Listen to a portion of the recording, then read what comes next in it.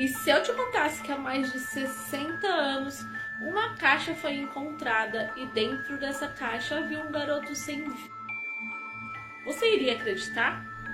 E se eu te contasse que essa mesma criança, após mais de 60 anos, nunca foi identificada por ninguém, você acharia isso impossível? Pois bem, hoje a gente vai comentar sobre esse caso que se chama O Menino da Caixa. Em fevereiro de 1957, no estado da Pensilvânia, um garoto entre 4 a 6 anos foi encontrado em uma caixa de papelão.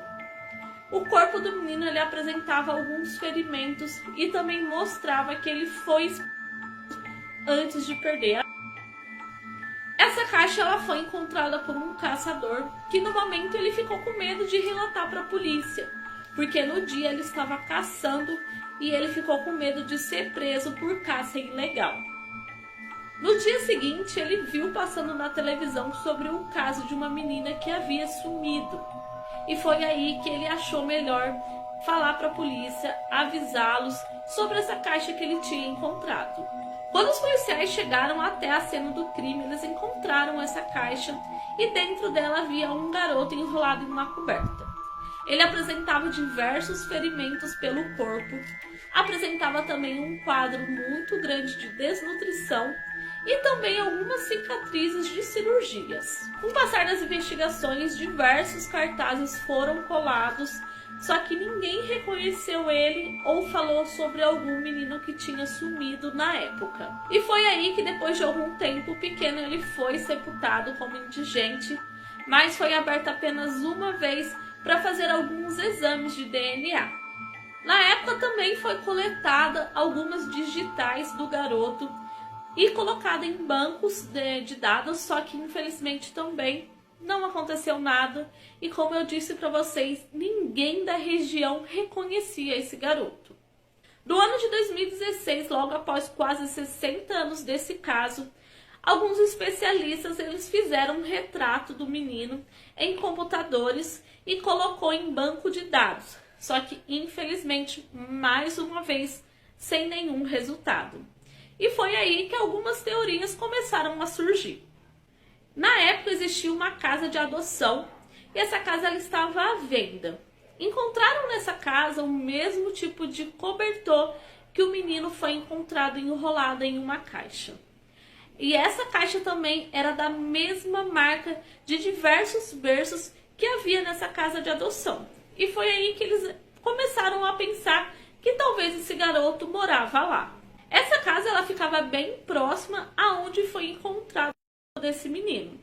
Então eles começaram a investigar, mas eles não conseguiram também nenhuma prova concreta que ligasse uma coisa à outra. A segunda teoria também que dá super certo com esse caso é que em 2002 uma moça chamada Marta, ela relatou para os policiais que no ano de 1954 a sua mãe ela comprou um garoto.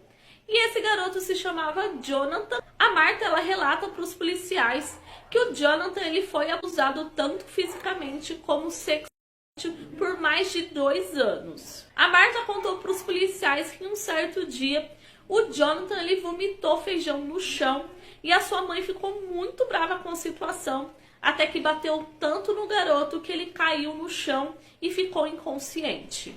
E logo após isso, o menino ele foi tomar um banho e lá mesmo ele faleceu. E foi aí que a mãe da Marta ela ficou com muito medo dessa situação, de algum policial descobrir e ela ser presa. E foi aí que ela pegou o corpo desse menino e levou até um local que até hoje a Marta não sabe aonde que é. E esse relato da Marta fica ainda mais real porque alguns ferimentos, alguns acontecimentos que aconteceu com esse garoto na época nunca foi relatado ao público.